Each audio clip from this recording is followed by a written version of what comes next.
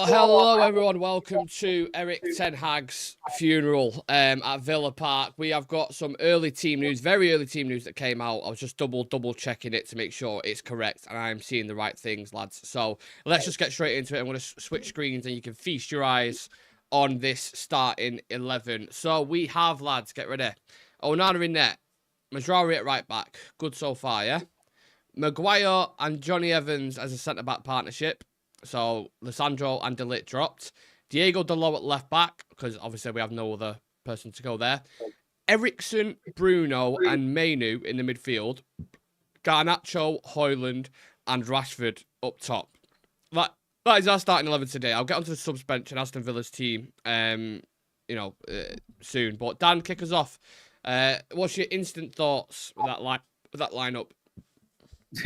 If this was my last shot to stay at Manchester United, I would have not gone with this lineup. At least not in Maguire and Evans starting.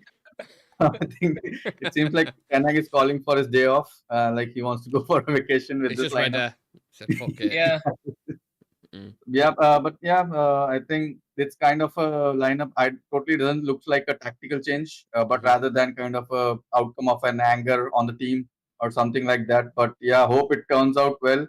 But I have very little hopes around this team with Maguire and Evans at the back, because you know that how fast and how quick Aston Villa plays, and you need quicker centre backs. And I know that the results have been bad recently, but then you don't bring out your main centre backs out who are more tenacious than the one whom he has chosen today. Interesting. Shreyas, what's Hindi for what the fuck is he doing? क्या बकवास कर रहा है? There you go. Yeah, there you go. Exactly what I was thinking. Talk to me about that team. Yeah, I think there are two. He said that in a more decent way. He said it in a decent way, did you say? Fair enough. Yeah, I mean, Keep look, it there are PG. two sides to it. I think either, even he's done with it. Like even he just wants to, like, this is my last game. I'm leaving after this. Maybe that's why he's chucked on Maguire and Evans in there as well, with the midfield call that he has taken as well. Another thing is that, he's just trying to do whatever he can, whatever sense he's trying to make with this team, because I think even, he can see that things aren't really working out and we are struggling at the moment. And according to him, maybe having Evans and Maguire in the team actually, helps that out, but that's not really the way it goes. I mean, I could say that trusting this kind of setup against a team like Aston Villa, considering the form they are on, I think he's just made it worse with the type of team that he's picked. Absolutely. That midfield is very soft. Eriksen, Mainu and Bruno is perhaps the softest midfield trio that you could have gone for, especially when you look at, the type of profiles Aston Villa work with. Then at the back line as well, Dalot is not really as comfortable at left back, and then you've put Johnny Evans, alongside him, who hasn't got any pace whatsoever. So even if you're trying to build out the back and trying to actually, pass out the ball from the back, it's going to be problems and mistakes after mistakes after mistakes, because it's bound to happen. Yeah. And when you see that happening with Lissandro and De Ligt on a regular basis, imagine what would happen against a very, very decent Aston Villa team with Evans and Maguire as a partnership. So it's going to be a very rough outing, and I think he's done, genuinely. Like, genuinely, I think he's done now. I've got to have my say on this, because I saw the team line up and I was like, I feel like he's trying to pick the most unbalanced team ever. Yeah. I mean, you've got forwards that can't hold the ball and players who are going to leave massive spaces, and we're going to have countless turnovers in the midfield. And you've got old man Eriksen there as your number 6, who, let's be honest, number 6. No number 6. I don't know where he's going to be. Do you know what I'm saying? And you got a centre-back pairing that massively struggle with runners. What on earth are you thinking? You've got Ollie Watkins and Morgan Rogers, who are running teams ragged at the minute, physically, for pace, whatever way you want to look at it. That is a stupid fucking team. And if you get sacked, that's your own fault, mate. I'm sorry. I think he wants to. I would have gone with something personally like Casemiro and Ugarte in the midfield. Yeah. Yeah. Like Garnacho and Højlund, I understand why he's done that, because you think about the game last season. I'm sure he'll reference it in his manager quotes, but I understand why he's done that, because they scored and they had like a massive impact on the last game. And Garnacho's been pretty good, and Højlund scored in the last game. That I kind of understand. But He's going to go with the same analogy with the midfield as well. This was yeah, the midfield that played the last time we won yeah, against like Aston Villa. You I can't play really, like really, really don't understand it. you can't trust the history, right? You cannot see the last season what lineup we played and which lineup just scored the Yeah, goals and gave them good results and just yeah, pay them that. That's not how football works. yeah, But yeah. That's like saying, oh, right, I'm going to use the same basketball because last year I got it in the hoop. So this year it'll work. It's like, Yeah. it's stupid superstitions, in my opinion. Yeah, look, we can go through the team together, lads. Let's just talk about that back line. I touched on it there, Dan. I mean, Morgan Rogers and Ollie Watkins are going to run that ragged, aren't they? definitely, if I think with what Ten Hag might have been thinking with what I can see with the lineup is like we are sitting back with this starting line. Yeah. These two are starting, then we are sitting back in our own half.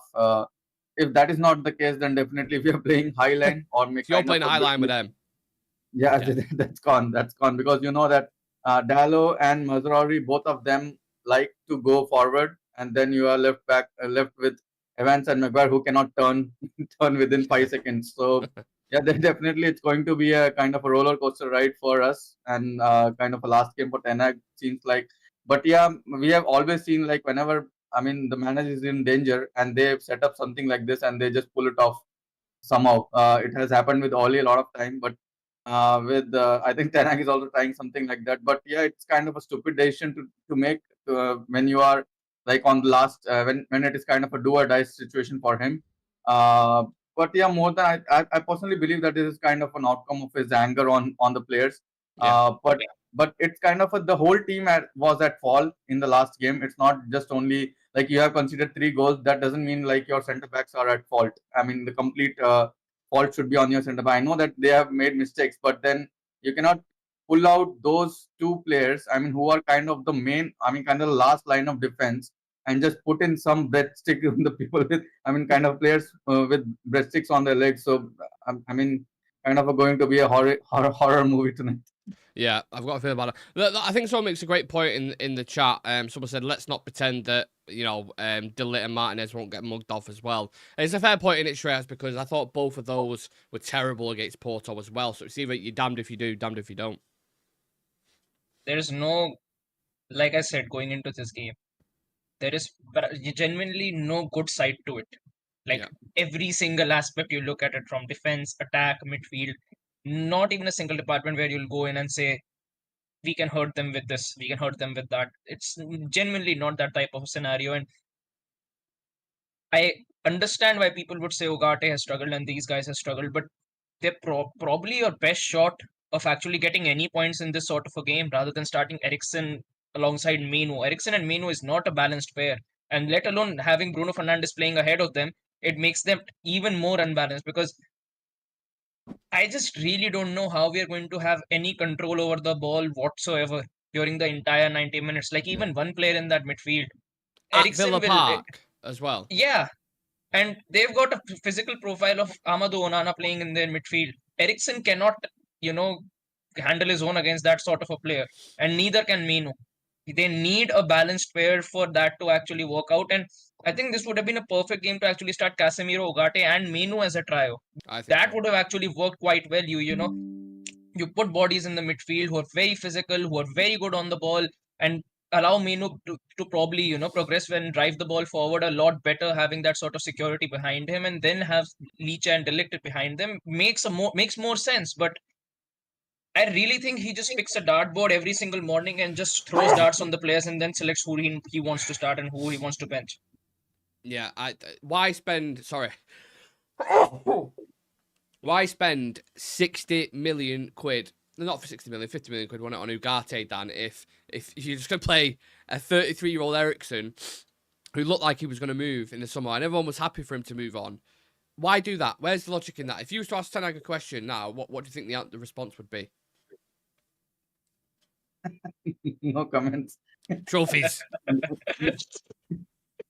This kind of he opens up like I think in a Ludo board when you throw a dice and just something comes and then just stays Yeah. like that.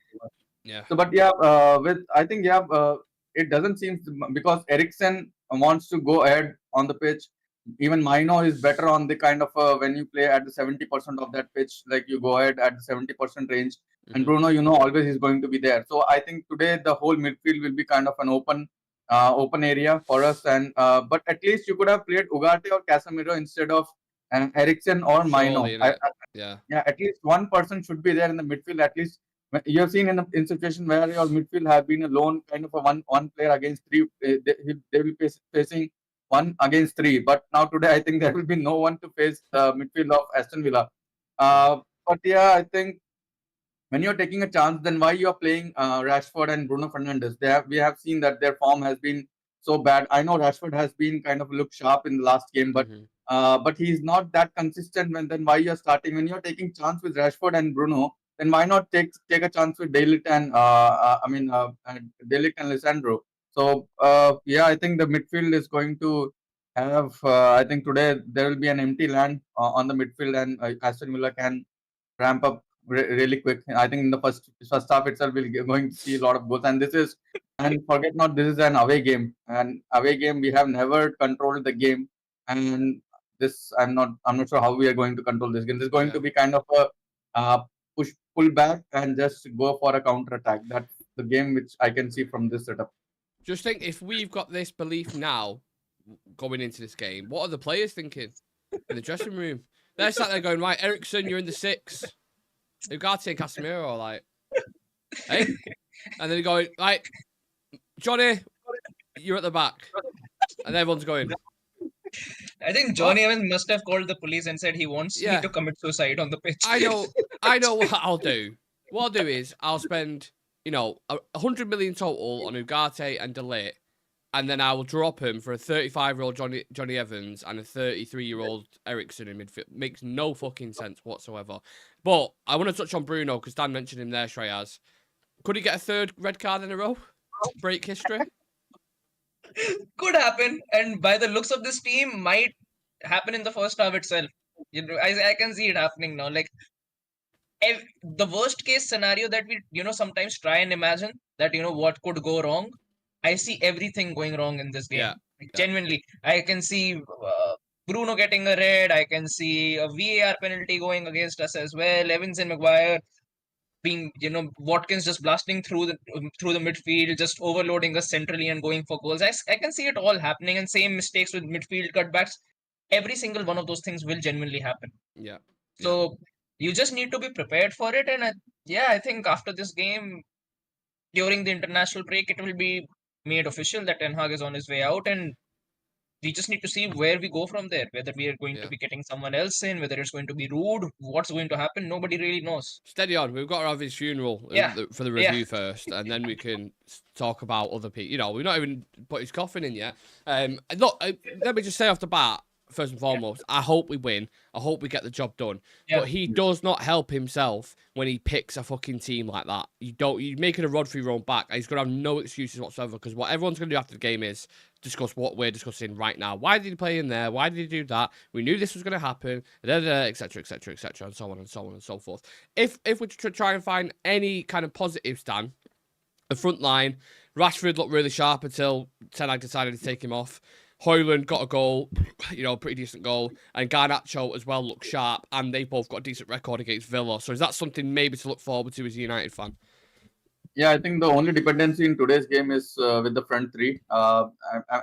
Even though I have criticized Rashford, but in the last game, it's visible that how sharp he has looked, and he's pulling off so many skills, and he's just cutting off players like he used to do 2 years back. So from the left hand side, I think if that form is maintained in this game, I think we can score a few goals here. But then again, Garnacho has looked very sharp from the right hand side whenever he has come on from the bench.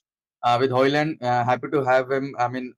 Starting this game when he got the game in the last game. So just want him to continue his form. But yeah, only depends. I think with Ericsson in the midfield, though we have criticized that, but we'll be seeing a lot more kind of long balls and making players run, making Rashford, Garnacho making runs towards the byline. I mean, kind of the corner area. So I think there's going to be a lot of Eriksen ball there in the game. But yeah, it's kind of a crazy still thing. I know that even though we are criticizing everything, it could be that game that turns it everything upside down and we'll be dominating the game. But then I have a doubt over the vision of Ten Hag. Like when you have a young team sitting on the bench and you're starting all the old players. So where the vision? You may pull off this game, one game, but that's not Yeah. the future of the Manchester United. So Yeah. the future of Manchester United is sitting on the bench. So I don't see this just kind of a reactionary lineup. But yeah, hope it just pulls off right. But if he's going to take these continuous decisions like this, and maybe the lineups he's setting up like this, then I would rather, I mean, I would be leaning towards Ten Hag going out rather than just taking these kind of decisions in the lineup. Yeah. Right, let's go back to the original screen. Yeah, so Aston Villa's team, they've got Martinez, Cash at right back, Consort, Pau Torres, and Digne. Philogene in the midfield, Barkley in the midfield, and Tillemans in the midfield as well. No Onana. I don't know what's going on with that. I don't know if he's injured or what have you. But then you've got Leon Bailey, Rodgers, and Watkins. Those three names at the end. Oh, man. Bailey will be a big problem. Yeah, 1v1 when they get our back line, they're going to get turned-ins. I could honestly see, I hate being negative about the club, but there is so many things that are involved in this where you're just looking at it and you're going, we've not got a fucking prayer. We've literally not got a chance in this game. If we win this, I would be astonished. Like, I would be so shocked because I've completely written us off. So, yeah, it's just got like Watford vibes on it. Oh, it definitely does. And look, I think that Tottenham game was the start of it. And I just think right now no one really sees a positive outcome, and let alone they don't really see what the bigger picture would be. Having this sort of a setup, having this sort of a manager continuing at United for an entire season. Because I would say this, when the season did start, Ten Hag had a lot of support. And I think majority of the fan base actually supported him. They didn't really want him to leave. They wanted, to back him, and they wanted him to succeed at this club. And this hasn't happened with any other manager, since Sir Alex has left. That so much of the United fan base is, backing the manager after 2 full seasons. After usually managers are sacked after 2 full seasons. This guy had been given the resources to actually, built something in the third season, got a lot of players in, some very talented players as well. And after all that, with the way things have gone down, it's just a big letdown as to where we thought we could get to, and where we are at the moment. It just seems like we are completely out of ideas. Yeah, I'm almost lost for words. I'm going to go to the comments and we'll get some reaction from that because I'm sure there's a lot of people that are unhappy. Andy's saying Rodgers going to be jogging past our midfield and walking past our defence. Mark Palmer says just as well. Villa aren't very attacking, are they? Yeah, a lot of people concerned. Let's have a look. There's something in Hindi there if one of you want to translate. I don't know what that is. I'll try read it out for you. Kia bakwas ka raha hai murakakwa. I think he translated what you were asking Shreyas to translate. Okay. Thank you very much for that, Lumen. It's not the players that's the problem, it's the tactics, for fuck's sake. Please get this man out of our club. I have no problem him starting Maguire. I have a problem with him playing no centre defensive midfield against Villa, especially with players like Rodgers and Barkley, who are good runners off the ball. United paid 42 million for hiring Ugarte as their employee, while the sum that Villa paid for Premier League proven Onana was 50 million euros. Yeah, so many people so unhappy. Survival mode that's from UTFR. Midfield not good enough. That's from Binnis Manic. Eric Ten Hag sold us all with this lineup. Survival mode with the plastic sword. Yeah. Yeah. Going down with a plastic dagger. That's what it is at the moment. Does it have a feel at all, though, Dan? Do you think of... Because everyone was writing us off before the City game, wasn't there? I mean, you think about the end of the season last year, it was as bad as it is at the minute, really, in reality, if not worse. And heading into that FA Cup final against the best team in the world, there was a similar vibe where everyone was like, there is no chance we are going to win this. No chance at all. Casemiro had been dropped from the team. Amrabat came into it. Could that happen at all? Yeah, there are more chances of happening that because we have mourned a lot, and that's something like we see unfortunate. I mean, kind of a thing we have never not we have all like said like we are not going to win this game anyhow, but somehow they pull it off. Uh, there are high chances this can happen today because, and then I think so. It's like when you analyze this thing. So if you play a strong team and we win, then the kudos goes to the players. But Yeah. if play the weakest team and we win, then the kudos goes to the manager. I think I think the Ten Hag is playing that game, and if he wins, then he'll be like a god. So Yeah. with winning this team, so yeah, but more like kind of a 98% chances are that we are going to struggle on this game. But I think the remaining 2%, if Ten Hag pulls it off, I hope he has done kind of some mathematical analysis and just prepared this. Yeah, okay, this player is going to help us in this game, so he ended up with Maguire and Evans. But I hope we receive a lot. I mean, we win a lot of corners because that's where Maguire and Evans can be more beneficial with the, I mean, kind of the dead ball situation. So, but yeah, I think I'm still not able to understand this whole analogy what Anaga might have thought before going on this one. But yeah, one more thing is Aston Villa is playing this game after winning against Bayern Munich. So their confidence will be skyrocketed, and our confidence, so it's going to be even more tougher with that form in which Aston Villa are, and they are scoring a lot of goals. It's not just they are conceding goals as well, but they are scoring a lot of goals, 2 to 3 goals every game. So that's where even more dangerous with that backline we have today. Yeah. Oh god, I'm thinking about an early goal, and I'm like, I can't. If they score within the first 10 minutes, I might not be able to watch the full night. Like honestly, I'm really struggling to see any kind of positivity going into this. But if you need anything, you need your big players to step up, Trey, isn't it? I know what you're instantly thinking. Yeah, we say that all the time. I know, but Bruno, Rashford, we need something from them, don't we, today? Because even the quality on the Ended after pitch. Bruno and Rashford. Yeah, yeah. Bruno, Rashford. I mean, there's other players on the pitch, but I'm saying they're the ones who are Yeah, regarded as your talisman, right? But yeah, either yeah. I Ten Hag mean, takes look, them I off or they think get a red card themselves and take on, themselves off. on both of them as well.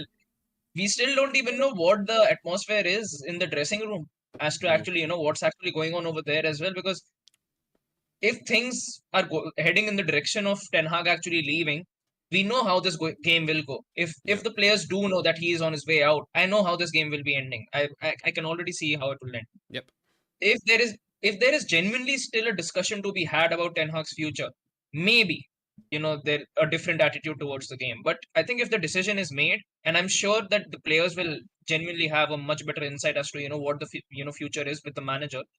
I think it genuinely changes the entire you know perception to the game when it comes to the comes from the players, because they knew it under Ollie that he was going to go. When they knew it under Ragnick as well that he will be leaving too. We've seen the type of performances these guys have pulled off on the pitch.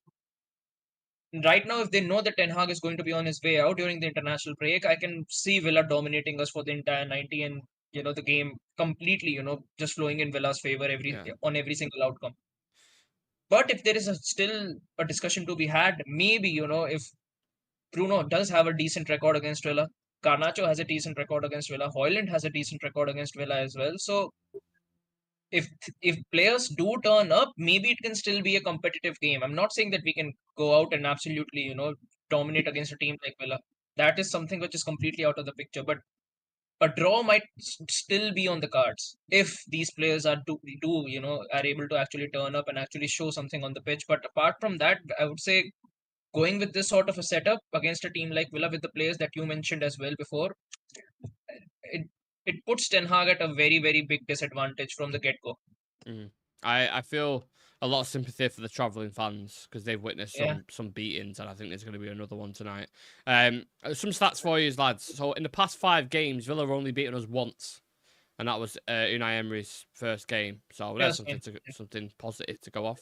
Aston Villa have just won one of their last 25 Premier League home games against Manchester United, drew 8, lost 16. Villa have picked up 13 points in their opening 6 Premier League matches. So they've won 4, drew 1, lost 1. I think there's one more onto that now at the minute. Yeah, And Man United have lost 8 Premier League matches by a margin of 3 or more goals under Erik ten Hag since the start of 2023-23. The only current Premier League manager to suffer more 3 goals defeats are Gary O'Neill and Sean Dyche, which I mentioned these stats in the preview, but just to refresh our memory. On Aston Villa, Dan, Unai Emery, been unbelievable for them. It sets up really, really well. 5th in the table, only 1 game lost so far, and that was to Arsenal, I think. You've got Watkins and Duran both on 4 goals. Very hard to beat. This is as tough test as it gets, really, isn't it, in the Premier League at the minute? Yeah, that too with the informed team. That too, they are continuing from the last season when they qualified for the Champions League, and now this season from the very beginning they are showing that they are what they have done in the last season is not just kind of a luck, but it's kind of a mixture of hard work and the professionalism they have put in the club by bringing in people who can definitely change the club, and they are continuing with that in this season. Also, they have brought in those players who know that from the very first game or who will. Just change this team and for the better. And it's not like they have not picked up the players like who are shiny toys, but they have picked up players like who will actually fit in their kind of the vision they have for this club, and they're continuing with that, and they have given tough competition to the big teams. Uh, but yeah, I think they have been like the players they have so many options in the midfield as well. So see if Onana is getting dropped, then you see like how much options they have in that midfield, and their midfield also looks very solid with Tielemans and Barkley Both kind of signed on a playing. free, by the way, as well, them Yeah. 2 players. Yep, exactly. And we were going in for Tielemans, but then he chose Aston Villa. But yeah, you see that their lineup looks more solid and more consistent than what Manchester United have. So that's where even when you play consistently with the same team, the team gets the chemistry and builds up that. But that's not the case with United. Every week in, week out, we change the centre back pairing and the front 3 pairing. So yeah, but yeah, kudos to Aston Villa. What they have done in the last 2 years is really, I mean, appreciable. Uh, but yeah, I hope that doesn't continue today against us at least. Yeah, fingers crossed. On paper, who's got a better team, Shreyas? Villa.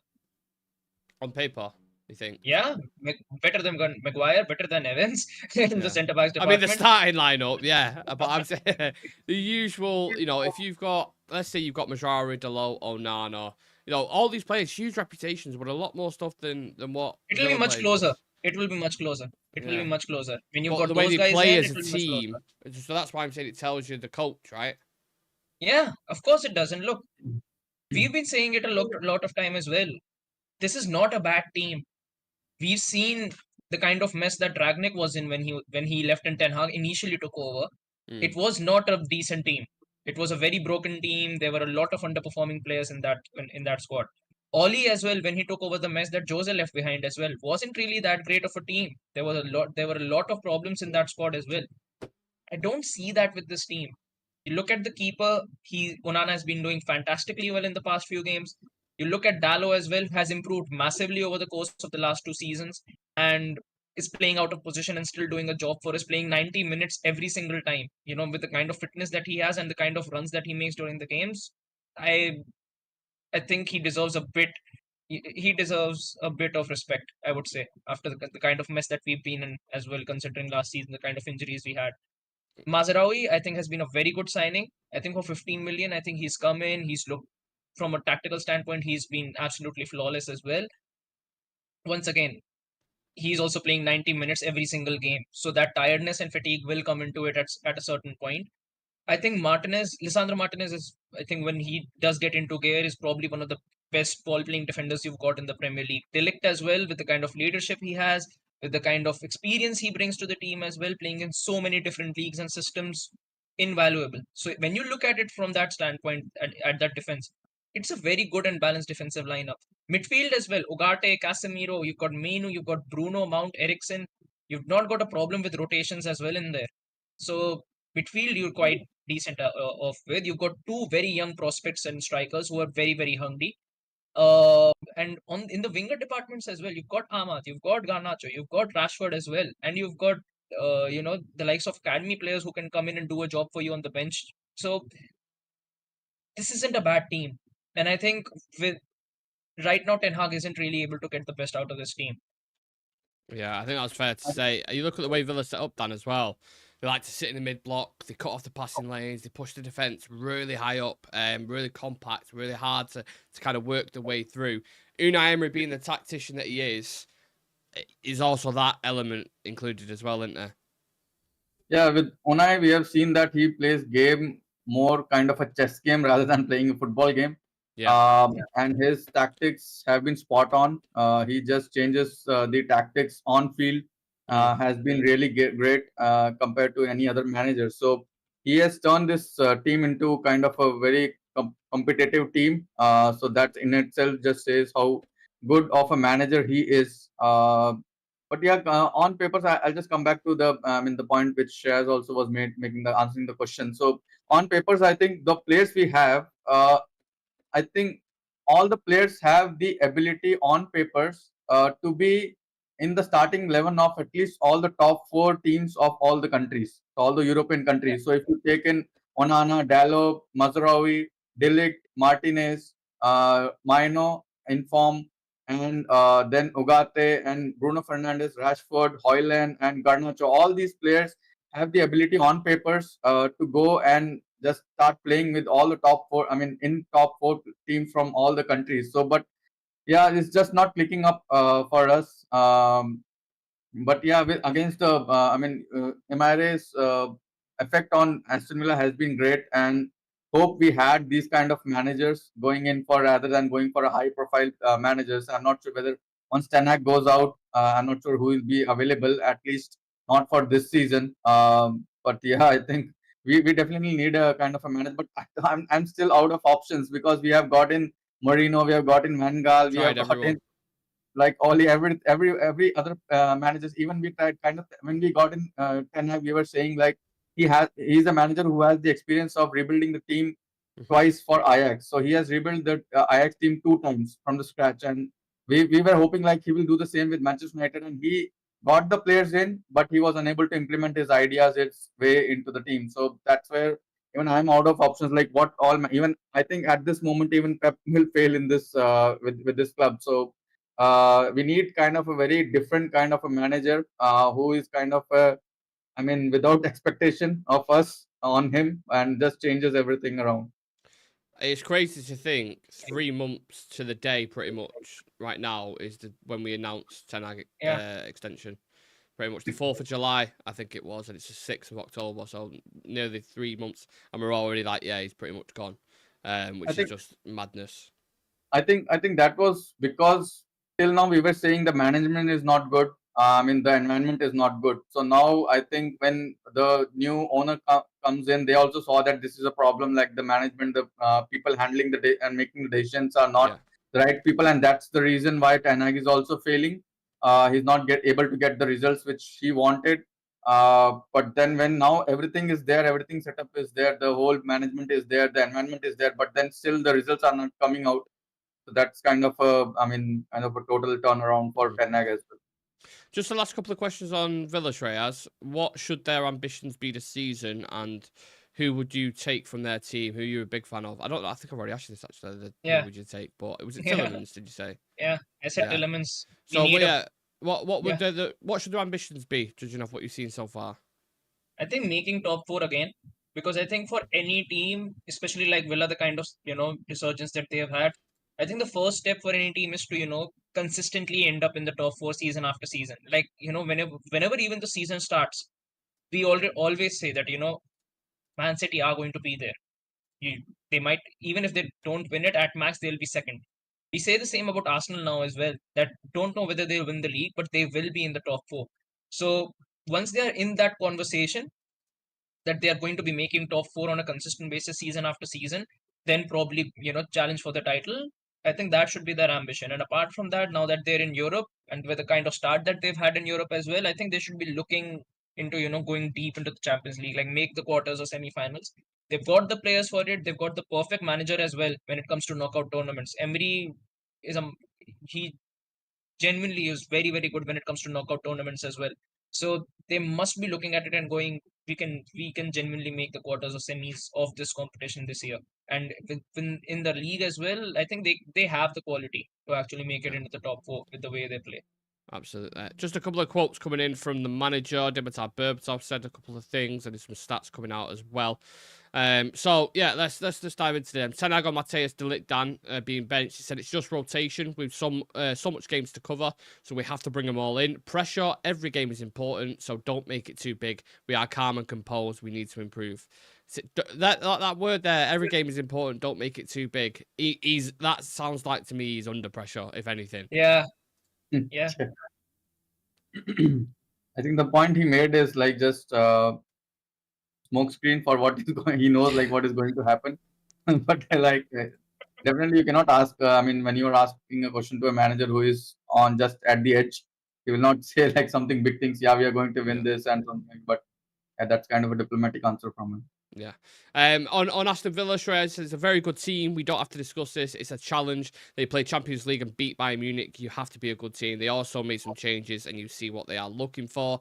Berbatov kind of added into like the looking into the game, saying pace, speed, everything is against United's defense today. I think they're going to so far. So a lot of people making the same conclusions what we're doing. Yeah, I think everyone even knows the result of this game at this point. Just looking at this 11, and if we know, the players know as well. You can just imagine what Unai Emery would be thinking after looking at the starting 11. Like he would genuinely go I can tell you, hold that thought, because there's a quote coming in. We will show our best today, and of course it's a difficult match, but we are motivated. We know we have to be very demanding to stop them. It's going to be an amazing match, and we want to play the best teams. He's excited. He's like seen that lineup, and he's like buzzing. Can't wait for this. Yeah, I'm gonna beat United this time. Yeah. He'll be all out attack from the very start. Yeah. I'm just googling Tuchel's number during the course of this game. Get a couple. He won't be the only one. Trust me, there'll be a few. Entire will be mentioned as well. And I'm sure Southgate, Potter, all these fucking names will come out. International break is going to be littered with fucking journalists already. Do you think the call gets done though? Do you think it gets done within the international break that Ten Hag's gone and a new person comes in? Yeah. Because there's a meeting on Tuesday with Ratcliffe. I think Joel Glazer's flew in as well. I mean, even at the game tonight, you've got Fergie watching, you've got Jim Ratcliffe watching as well. I think he's done for. I think, and that's why you can almost tell there's a bit of pressure in these quotes that he's saying. He seems a little bit like, don't make it too big. Like, what do you mean? Don't make it too big. Have you seen you've got 3 wins, 3 draws, and 4 losses, 17 goals scored and 13 conceded, and you're saying don't make it too big? Like, come on, do you know what I'm saying? So, well, not 17 goals. How many goals did we score? Oh, we have actually because of Barnsley. Yeah, that's just kind of added on to it. But we wouldn't have made this big if you would have not chosen Evans and McGuire at the back. Don't make it big. You made it big by losing to Liverpool, Spurs, and that calamity at Porto. Telling us not to make it big. Who the fuck do you think he is? Anyway, I'll go to the comments. I'm sure there's a lot more people happy in here. It's mad when you consider Emery joined Villa 2 months after Erik ten Hag. Wow, that is crazy. That is really crazy. Bruno is exhausted. Pravav is in the chat saying, "What's up with this defense?" Just joining late, so he's just seeing the starting lineup. Ipswich are having a better league season than Man United. Are they? I've not seen the league table. I don't think they are. I don't think they are. Let's pull up the table. Let's have a look, shall we? They just lost 4-1 yesterday to West Ham. If you wasn't already depressed, you're about to be. So, Man United are 14th on 7 points from 6 games. We've won 2, drew 1, and lost 3. If we lose today, we go 9 points behind Villa, is it? Yeah, 9 points behind Aston Villa in 5th. You have to go. That's not even a conversation. You have to go if you lose this fucking game. 1,000,000%. Right. Should we do the ultimate score predictions? Someone to keep an eye on in this game, situations. Shreyas, you kick us off with that one. So what I want is, go on. What do you say?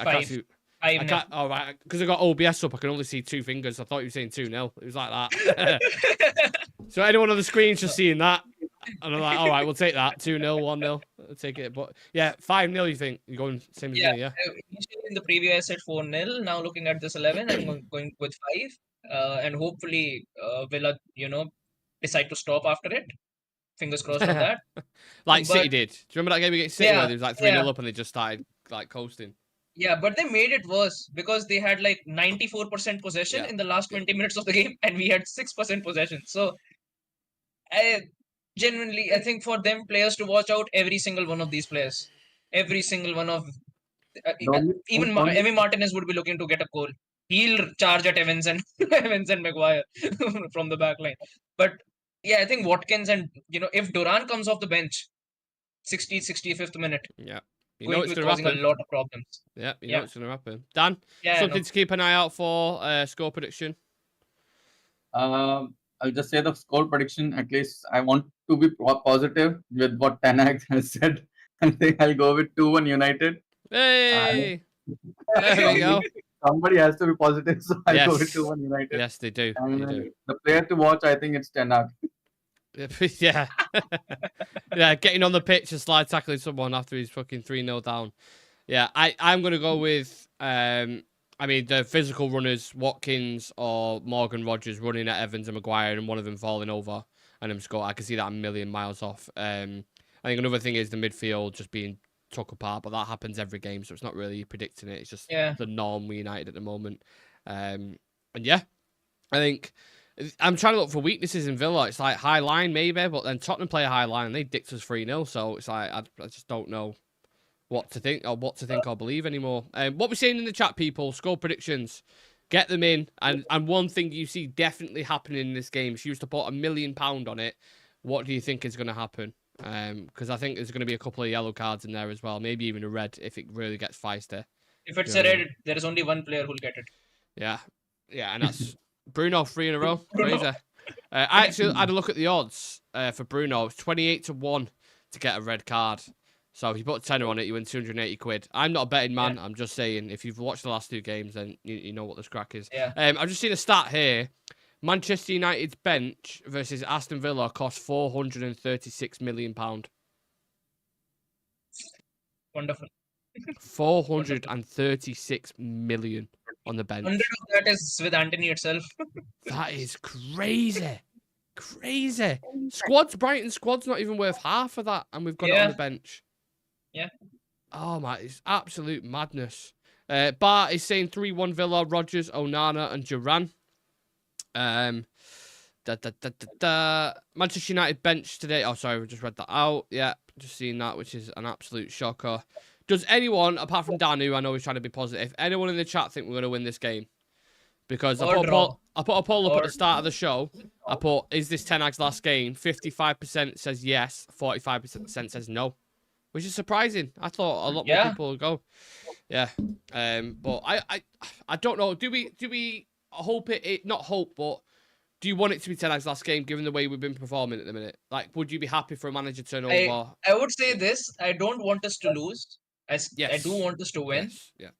But I would still want Ten Hag to leave after this game, because at the end of the day, I do want us to get 3 points, because it is very important for us to get a win. It is very important for our league as well, position as well. So I do want us to get a win. I don't want us to lose, but I just don't see Ten Hag's future after this game. Like, genuinely, I don't see it.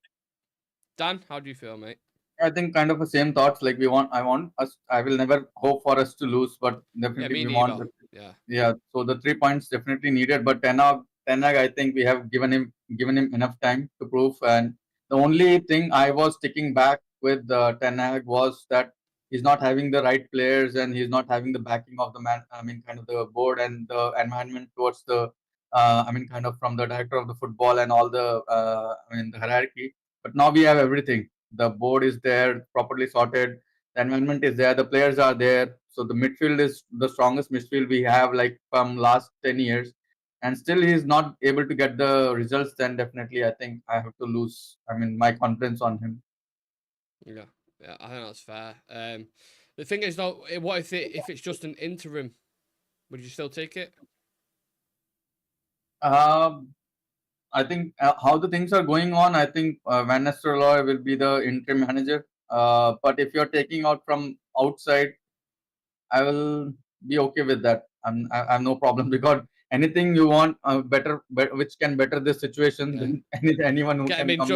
Just for the manager bounce, we'll bring them in just for the wins, and then we'll make our decision then. Are you still adamant Ten Hag it can go Shreyas, even if it's an interim that comes in as well? Yeah, I think has to, because him staying doesn't really do us any favors. Like, if it was a situation where it looked like if Ten Hag stays, We can wait for the right person to come around, and at least we can pull through. Like the next 5 games, at least we can win 3 and draw a few. That would have been a different situation. With Ten Hag, you never really know what the outcome is going to be. If you stick it out a bit longer, next 3 games we end up losing the 3 games. It's a much worse situation, and you are at, I would say, even at at lesser options and more desperate to actually make the call.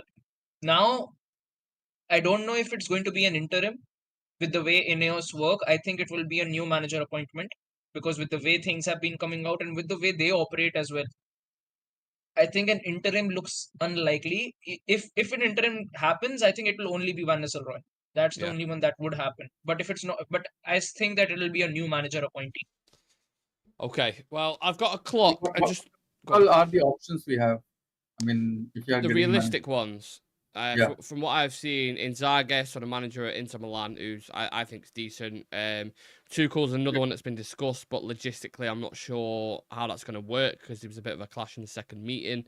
I don't know. It's not like We all know glaring the other 'cause obvious options, which will definitely be coming around. it's expensive as well. Like Yeah. to sack him 17 million quid. So, all these kind of things come into PSR, I believe, and they all kind of fall into the same bracket, and they're already like touching close to that. So if they're then paying off a manager 17 mil, that adds on, like, do you know what I mean? So it's a tricky situation. Sam's saying Nagelsmann, but obviously he's managing Germany at the minute, so I hope England plays really well in this international break. Otherwise, Southgate will be linked. he's already gone. Southgate's already gone. I know it's Lee Carsley now. Oh, Yeah. Southgate Yeah. is available, and Yeah. I'm sure him and Potter will come in the first day as of the international break itself. Yeah, Him so and Potter, for Southgate's sure. available, Dan. It's even worse than what you imagined. He's available right now. oh. Yes, exactly. Yeah. So I think that's the real stretching question you ask. Would you rather Southgate come in now or Erik ten Hag stay at the club? That is like being kicked in the balls or a slap in the face. He's like, I don't want either of those. No thanks. But yeah, look, we've got a clock on the screen there. What I want to do is just before we head off, have a minute silence for Erik ten Hag's last game. Okay, so starting from now.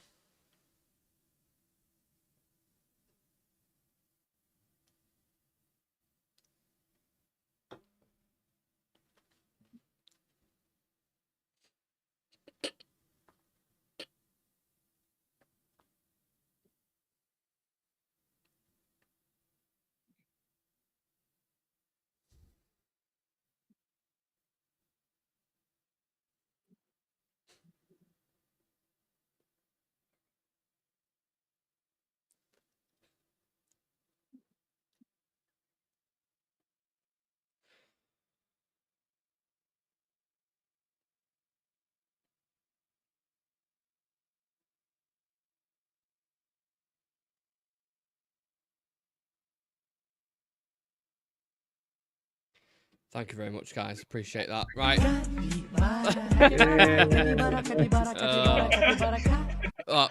I hope it isn't. I mean, I hope we get the 3 points, but I do think he's gone regardless, lads. So strap yourselves in, people watching. Dan, Shreyas, it's going to be a very interesting game, especially for the neutral. I bet the viewing figures is more than ever with this one because there's going to be Liverpool fans, preying on us. I always hope we win and hope we get the 3 points and I hope it's a good performance, but I personally can't see it. So, there is no other neutral game better than Manchester United. Yeah, it is not right now. There really isn't. So yeah, look, we can pray, we can hope, but it is the hope that kills you. Yeah, my damn United. Sorry guys, this kind of thing ain't for me. I don't know what you're on about. If you're in the chat, if you're on about people arguing in the chat, my damn, no idea. But anyway, yeah, it was tongue in cheek, so don't take it too serious. We'll be live after the game for the review, and let's see what happens. We have no idea what to expect, but yeah, could be an interesting one. So come and join us, get your thoughts and feelings in, and yeah, try and enjoy the game if we can. Cheers to Dan, cheers to Shreyas, and